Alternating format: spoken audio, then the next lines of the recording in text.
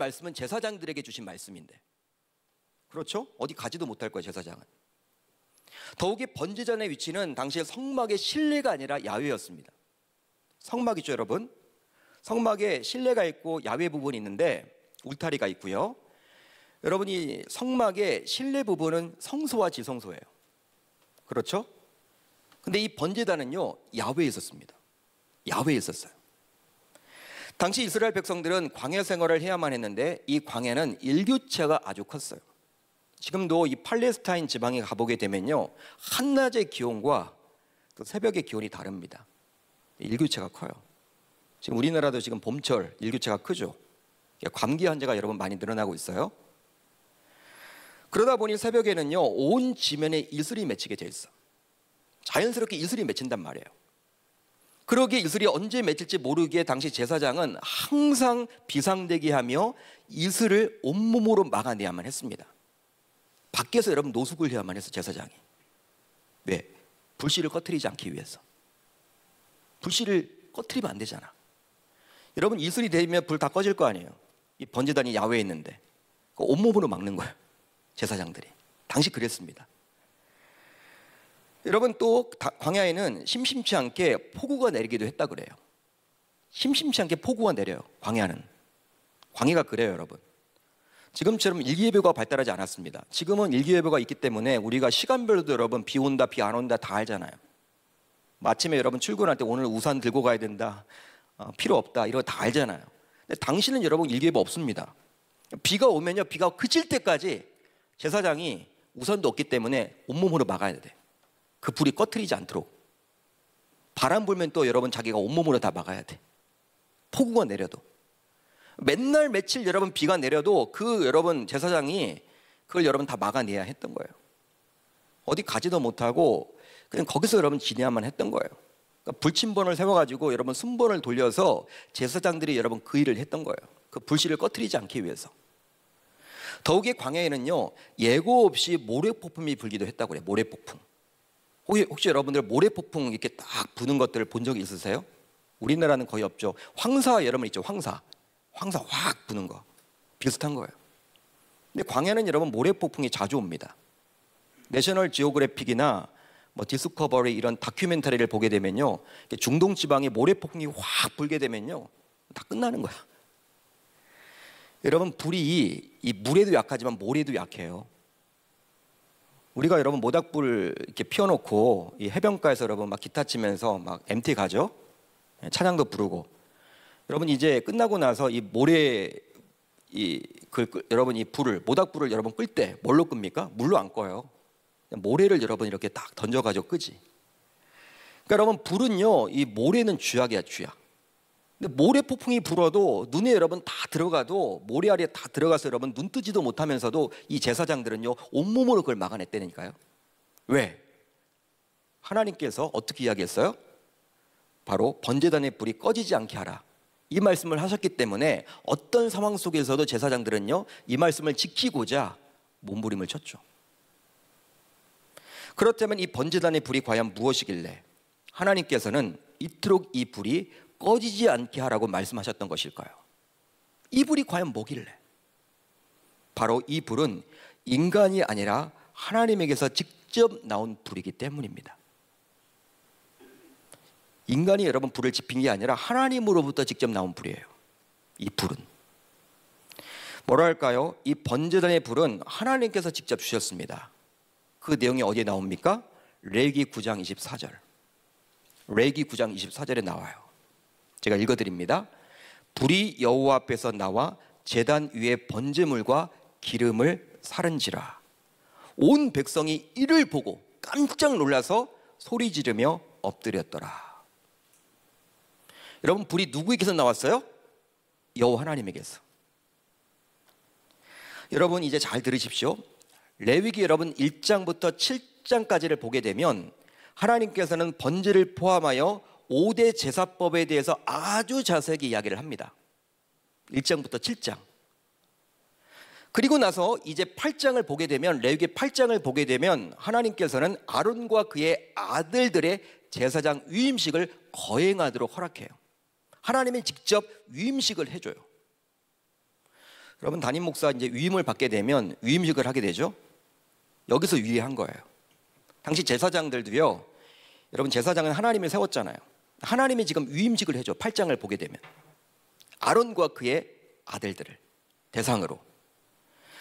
그 이후 어떡합니까? 이제 아론과 그의 아들들은 정식 제사장이 되어서 최초로 공식적인 제사를 거행하게 되는데, 그 내용이 바로 9장이에요 9장. 9장을 보게 되면요, 1장부터 7장에서 이야기했던 그 제사법, 하나님께서 말씀하셨던 이렇게 제사를 드려야 돼, 번제는 이렇게 제사를 드리는 거야, 속건제는 이렇게 제사를 드리는 거야, 화목제는 이렇게 제사를 드리는 거야, 이 내용을 가지고 공식적으로 처음 제사를 드렸던 것이 바로 이 9장의 내용이에요. 그런데 여러분, 이 9장 마지막 절인 24절을 보면 이 번제단의 불은 제사장에 붙이지 않았다는 거예요. 처음 불이 내릴 때, 불을 주셨을 때 사람들이 불을 붙이지 않았고, 누가 주신 거예요? 하나님, 여호와 하나님이 직접 주셨어요. 불이 여호와 앞에서 나와. 그러기에 이 불은 하나님께로부터 온 것이기에 그 근원은 사람과는 아무 상관이 없습니다. 쉽게 말하면 하나님께서는 번제를 비롯하여 번제단에서 짐승을 태울 때 자신이 직접 준 불로 태우기를 원했던 것이죠. 따라서 사람이 만든 불이나 또는 다른 곳에서 점화시켜온 불을 번제단에 붙이려는 사람은 벌을 받았습니다. 벌을 받았어요. 누가 여러분 벌을 받았어요? 바로 아론의 두 아들이었어요. 바로 아론의 아들이었던 나답과 아비후였죠. 여러분, 10장 1절로 2절을 보세요. 이렇게 기록되어 있습니다. 아론의 아들 나답과 아비후가 각기 향로를 가져다가 여호와께서 명령하지 아니하신 다른 불을 담아 여호와 앞에 분향하였더니 불이 여호와 앞에서 나와 그들을 삼킴에 그들이 여호와 앞에서 죽은지라. 아론의 두 아들이 즉사를 당해버렸어. 그렇습니다. 아론의 아들이었던 나답과 아비후는 하나님께서 명령하지도 않았던 그 다른 불을 가지고 분향하려다가 끔찍한 재앙을 만나게 된 거예요. 죽게 되었습니다. 그 자리에서, 그 현장에서 즉사를 당했어요. 바로 그들은 대놓고 하나님의 말씀을 무시하려다가 재앙을 당하게 된 것이죠. 그렇다면 왜 아론의 두 아들은 그리 행동했을까요? 그들이 과연 하나님의 말씀을 몰랐기 때문에 그리했을까요? 그렇지도 않아요. 잘 알았습니다. 너무나도 잘 알았습니다. 근데 왜 그리했을까요? 바로 하나님의 말씀보다도 자신의 이성적인 사고와 세상적인 가치관인 상식을 따랐기 때문이죠. 그러니까 하나님의 말씀보다도 말씀을 알아요. 다른 불을 가지고 이 번제단에 가면 안 돼. 번제단, 하나님께서 주신 그 불로 제물을 태워야 하는데, 알아도 이게 괜찮겠지 뭐, 이거 뭐야, 불편하게, 에? 내가 불을 붙여야지 뭐, 번제를 매일 뭐 드리는 것도 아니고, 이 편리한 경제적 효율성, 상식, 이걸 따진 거예요. 아마도 아론의 아들이었기에 그들도 모두 제사장으로 위임을 받았겠죠. 따라서 8장 그 위임식 현장에도 분명히 그는 있었습니다. 그들은 있었을 거예요. 아론의 두 아들은 제사장이었기에 번제단의 불을 꺼뜨리지 말아야 할 책임이 그들에게 있었습니다. 그렇죠? 레기 6장의 말씀을 통해서 그들 모두 이러한 사실을 이미 알고 있었으리라 합리적인 추론을 해볼 수가 있어요. 제가 읽어드릴게요. 여호와께서 모세에게 말씀하여 이르시되 아론과 그의 자손에게 명령하여 이르라. 이 자손에 여러분, 그 나답과 아비후가 들어가 있겠죠. 아론과 그 아들들도 여러분 들었겠죠. 누구를 통해서? 모세를 통해서. 이것이 하나님의 뜻이라는 것. 그 뜻이 무엇입니까? 바로 제단의 불이 그 위에서 꺼지지 않게 할 것이요. 알았단 말이에요. 바로 그들은 개인적으로 작은 아버지였던 모세를 통해서 이 제단의 불을 꺼뜨리지 말아야 한다. 그것이 하나님의 뜻이다. 이걸 너무나도 잘 알았습니다. 들었습니다. 비록 아버지인 아론이 있었죠. 아버지가 있었습니다. 그럼에도 불구하고 이미 아론은 나이가 높았기 때문에 실제로 아들인 자신들이, 그들이 새벽 이슬과 폭우와 모래 폭풍 속에서도 번제단의 불을 꺼뜨릴 책임이 있었던 거예요. 여러분, 아버지를 시킬 수는 없잖아. 자기도 제사장인데. 젊은 자신들이 그걸 해야 된단 말이야. 모래 폭풍 속에서도, 폭우 속에서도, 또 아침 이슬 속에서도 자기가 그 불이 꺼뜨리지 않도록 아버지를 시킬 수 없기 때문에 자신들이 그걸 막아내야 돼. 이거 하기 싫은 거예요. 그러나 그들이 생각하기에도 이런 하나님의 명령은 너무나도 가혹하고 불합리하여 상식에도 맞지 않고 비효율적이라 여기게 된 것이죠. 야, 왜 꼭 이렇게 해야 돼? 하나님 너무하신다. 하나님, 이 정도는 괜찮겠지. 이 하나님 잘 몰라서 그런 거 아니야?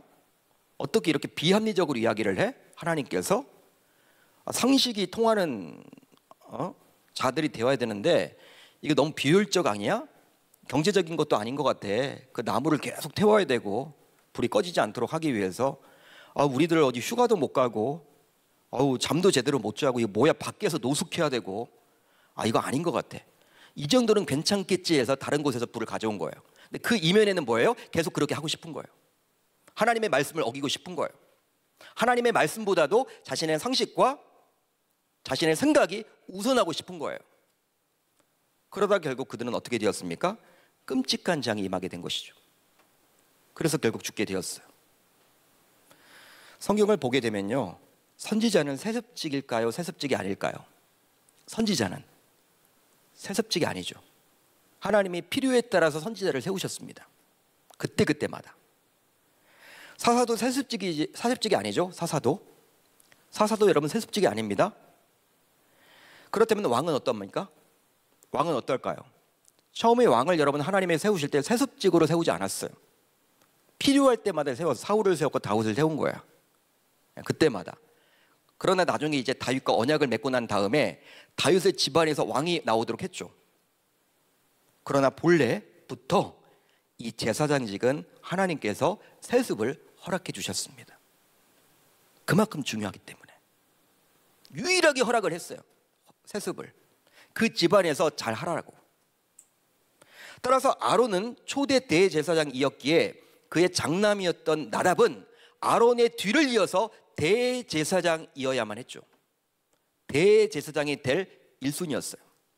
대제사장 하면요, 백성들이 죄를 하나님 앞에 가서 고할 수 있는, 대속죄일 날 지성소에 들어갈 수 있는 자잖아요. 대단한 사람이죠. 그렇지만 나답은 하나님의 명령을 어겼기에 죽게 되었습니다. 안타깝게도. 참 이런 말씀을 보고 있노라면 어떻습니까? 막 두려움이 밀려오죠. 하나님은 철저하게 계산을 하시는구나. 지금도 우리들 심판하실 수도 있겠구나. 우리가 정신 차리지 못하면 징계를 내리시는 분이겠구나. 막 두려움이 있어요. 그렇다면 이 끔찍한 사건을 통해서 저와 여러분들은 무엇을 생각해 볼 수 있을까요? 뭘 생각해야만 할까요? 바로 교회에서의 어떤 결정과 판단의 기준은 합리성도 아니고 효율성도 아니고 상식도 아니며 오로지 하나님의 말씀이어야만 합니다. 동의가 되시면 아멘. 동의하시면 아멘. 교회에서의 어떤 결정과 판단의 기준은 합리성도 아니고 효율성도 아니고 상식도 아니며 오로지 하나님의 말씀이어야 한다는 거예요. 교회는 어떨 때는 비상식적인 게 여러분 통용돼요. 코로나 상황이니까 예배 드리지 말라. 여러분 그걸 원하잖아요. 세상에서는. 너희들 왜 예배를 드려? 여러분 방역 지침 같은 걸 보게 되면 예배 안 드리는 게 그게 상식처럼 보여. 안 모여야 되니까. 우리는 예배를 드리잖아요. 왜? 우리가 여러분 비상식으로 나가는 거잖아요. 하나님이 원하시니까. 말씀이니까. 합리성, 경제적인 효율성, 교회는 이야기하는 곳이 아니에요. 세상 직장에서는 그렇게 이야기하죠. 돈을 많이 벌어야 되니까. 근데 교회는 그거 아니야. 어떨 때는 교회는 퍼주는 곳이에요. 우리가 보기에는 이렇게 해야 돼. 교회 헌금으로 이런 거 막 해야 돼? 하나님이 원하시면 하고요. 원치 않으시면 안 하면 되는 거예요. 말씀이 기준이라는 거예요. 여러분, 성도들 가운데서 교회는 주님께서 피로 사셨기 때문에 결코 망하지 않아. 교회는 주님이 책임져 주셔. 예? 주님 것인데 뭐 주님이 어련히 알아서 책임져 주시지 않을까? 이렇게 여러분 이야기하는 분들이 있어요. 근데 그런 이야기를 들으면 맞는 말 같아. 교회는 주님의 피로 사셨으니까 주님이 책임져 주시겠지. 주님 건데 누가 손해겠어? 여러분 그런 이야기 들으면요 고기가 끄떡끄떡거리죠. 그렇게 이야기하는 분들이 많아요. 제가 여러분 교회 걱정을 하면 우리 이제 권사님들 가운데 뭐 장로님들, 뭐 집사님들 가운데 성도님들 가운데서는요 저를 여러분들께 안심시키기 위해서 하는 말인지 알아요. 아 목사님 걱정하지 마세요. 우리 교회 잘 될 겁니다. 우리 교회 잘 될 거예요. 아 우리 교회 주님의 핏값으로 세우신 교회인데 아 목사님 왜 이렇게 믿음이 없으세요? 우리 교회 잘 될 거예요. 이렇게 이야기하는 분들이 있어요. 그런 이야기 들으면요 막 안심도 되고 위로도 받고 하는데 진짜 그럴까요 여러분? 교회는 망하지 않을까요? 여러분 어떻게 생각하십니까? 여러분 분명한 것은요 하나님의 말씀이 기준이 되지 못하는 교회는 결국 망해요. 망하고 맙니다. 하나님의 말씀이 기준이 되지 못하는 교회는 그런 교회는 망해야만 해요.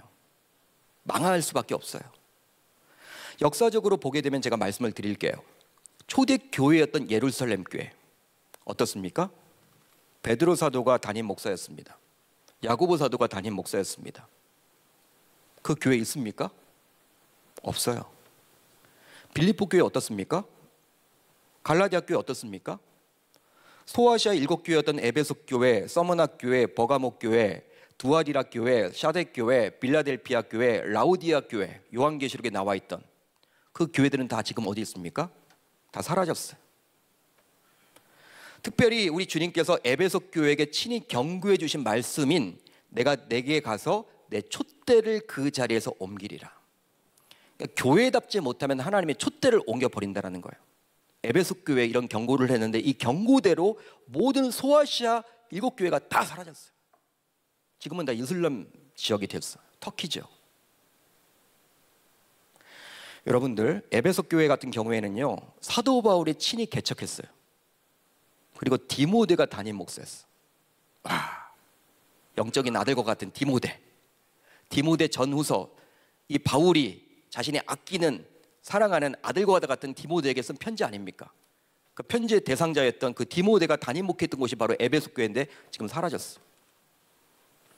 따라서 하나님의 말씀보다 사람들의 생각과 상식이 위에 서게 되면 아무리 현재 사람들이 많이 모이고 재정이 풍부하고 화려한 건물을 자랑하더라도 어느 순간 그 교회는 역사의 뒤안길을 당하게 되는 거예요.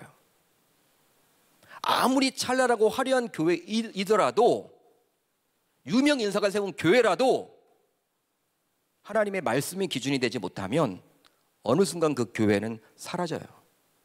우리 계명교회도 마찬가지예요. 실제로 유럽의 교회들을 보세요. 불과 한 세기 전만 하더라도 매주 많은 성도들이 모여서 예배를 드렸던 그 이름난 교회들이 모두 이슬람 회당으로 바뀌어졌거나 지금 술집으로 바뀌어졌어요. 지난 주중에 제가 영국에서 거주하시면서 이슬람을 연구하시는 한 분의 목사님과 함께 제가 이렇게 카톡으로 소통을 했습니다. 제가 여러분 영국이 여러분 어떤 나라인지 아시죠? 기독교 국가였습니다. 청교도들의 나라에서 청교도, 신앙을 지키고자 여러분 순교를 당했던 청교도. 여러분 존 버년이라고 천류역정의 저자, 이 존 버년이 여러분 감옥 안에서 그 신앙을 지키면서 썼던 게 천류역정 아닙니까? 그 책. 근데 그 존 버년의 고향이 바로 이 고국이 바로 영국이었어요. 잉글랜드. 여러분 영국이 어떤 나라입니까? 여러분 감리교회 있죠? 감리교회. 우리나라에 감리교회 들어와 있죠? 감리교회 창시자는 예수님이라고 이야기하지만 교리적으로 모든 것들을 만든 게 바로 요한 웨슬레, 조지 휘필드인데 그들의 여러분 고국이 바로 영국이었어요. 대단하죠? 그뿐만이 아닙니다. 우리나라와도 여러분 아주 인연이 깊어요. 우리나라 최초의 선교사였던 토마스 선교사님, 평양의 대동강가에서 순교의 피를 흘렸죠? 그분도 여러분 영국분이야. 미국분이 아닙니다. 그렇게 여러분 화려했던 그 영국 교회가 지금 다 어디가 있느냐? 목사님이 그러더라고요. 영국에 갈 만한 교회가 없대요. 다 이제 이슬람이 돼가지고 영국은 이제 이슬람 국가래. 이슬람 국가. 그렇게 됐대요 여러분. 이 정치인들도 이슬람이 여러분 워낙 강하다 보니까 그들의 눈치를 본대요. 예. 그러면서 점점 이슬람화된다. 영국이. 그런 나라가. 선교사를 그렇게 많이 파송했고 그렇게 화려하고 유명인사가 많았던 그 영국이란 나라가 점점 이슬람화된다. 이슬람들이 얼마나 이렇게 전투적으로 이렇게 전도하는지 모른다. 그런 얘기를 제가 듣고 뭐 너무나 속상하더라고요. 그러기에 반드시 교회는 다음의 말씀 앞에서 우리가 떨어야만 해요. 이 말씀을 신중하게 붙잡아야 합니다. 나를 존중히 여기는 자를 내가 존중히 여기고 나를 멸시하는 자를 내가 경멸하리라. 아멘. 나의 말씀을 존중히 여기는 교회를 내가 존중히 여기고 나의 말씀을 멸시하는 교회를 내가 경멸하리라. 하나님의 말씀이에요. 그렇습니다. 하나님의 말씀은 언제나 존중받아야만 합니다. 여러분 아멘입니까? 말씀이 존중받는 교회가 되어야 우리 주님 오실 때까지 그 교회는 지속될 수가 있는 거예요. 그게 여러분 우리가 목표 아닌가요? 그냥 여러분 계명교회 그냥 우리가 여러분 살던 이때만 그냥 존속하고 우리 후대는 모르겠다. 나 죽으면 뭐 끝이 이제 그게 아니잖아요, 여러분. 이제 말씀을 정리하겠습니다. 번제단의 불을 하나님이 주셨기에 감히 꺼뜨리지 말라고 하나님께서 신신당부를 한 것처럼 우리들 가운데 어느 누군가는 하나님께서 부어주신 이 성령의 불을 꺼뜨리지 않도록 하기 위해서 최선을 다해 교회를 위해서 매일매일 기도하고 예배 자리를 반드시 지켜야 할 줄 믿습니다. 믿습니다. 당시에는 오직 제사장만이 그 번제단의 불을 꺼뜨리지 않도록 수고했다면 예수님께서 십자가에 달려 죽으심으로 저와 여러분들 모두 이제 제사장이 되었어요. 만인 대제사장. 교육자들의 문제는 아니에요. 담임 목사 혼자 여러분 아둥바둥 한다고 되는 게 아니에요. 여러분들이 예수님의 십자가와 그 부활을 믿는다면 여러분들 모두 다 제사장이 되어서 여러분들의 죄를 지고 하나님 앞에 직접 나아갈 수 있게 되었어요. 구약시대에는 제사장들이 여러분 그렇게 불을 지키려고 몸부림쳤다면 이제 저와 여러분들 모두 함께 그 역할들을 해주셔야 한다는 거예요. 이 성령의 불이 꺼트리지 않도록 저와 여러분들 모두 최선을 다해야만 하는 것이죠. 사랑하는 성도 여러분, 코로나는 영원한 것이 아닙니다. 언젠가는 분명히 끝날 거예요. 그때 가서 끝나면 그때 가서 해야 되겠다. 그때 가면 늦어요. 그때 가면 늦습니다. 지금 하셔야 돼. 지금 하셔야 돼. 지금 준비해야 돼요. 따라서 저는 여러분들 모두 자신의 처한 환경, 감정 등을 이유로 하나님께서 여러분들에게 맡겨주신 그 성령의 불을 꺼뜨리지 않기를 바랍니다. 아멘입니까? 여러분, 나 하나쯤이야 하는 생각을 버렸으면 좋겠어요. 우리 교회는 이렇게 사람들이 많은데 누군가는 기도하고 누군가는 예배 자리 지키겠지 뭐. 그게 아니에요. 나 하나쯤이야. 이건 여러분들 하나님이 주신 마음이 아니에요. 바로 49년 전에 이 교회를 세울 때 하나님께서 친히 붙여주셨던 그 성령의 불을 꺼뜨리지 않도록 하기 위해서 여러분들을 우리 공동체에 보내주셨기 때문에 나 하나쯤이야 해서는 아니 된다는 거예요. 내가 필요한 거예요. 따라서 우리들 모두 최소한 이 성령의 불을 꺼뜨리지 않도록 예배의 불, 기도의 불, 말씀의 불이 꺼지지 않도록 최선을 다하는 계명의 모든 권속들이 다 되실 수 있기를 우리 주님의 이름으로 축원합니다. 축원합니다.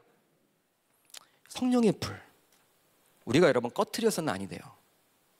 이 교회가 여러분 세워질 때 하나님께서 불을 주셨어.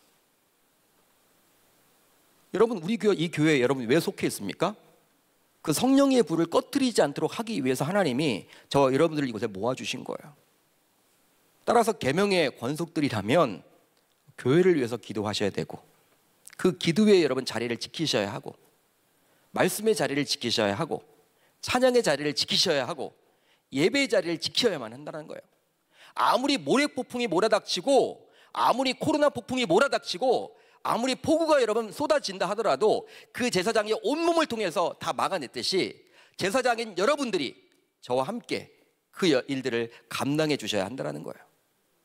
하나님이 그것을 지금 기대하시고 원하신다는 사실, 저와 여러분들 이 레위기 말씀을 통해서 나에게 주신 그 사명을 다시금 회복하고 내가 더욱더 교회를 위해서 기도하겠다라고 예배 자리를 지키겠노라고 다짐하고 결단하고 돌아갈 수 있기를 우리 주님의 이름으로 축원합니다.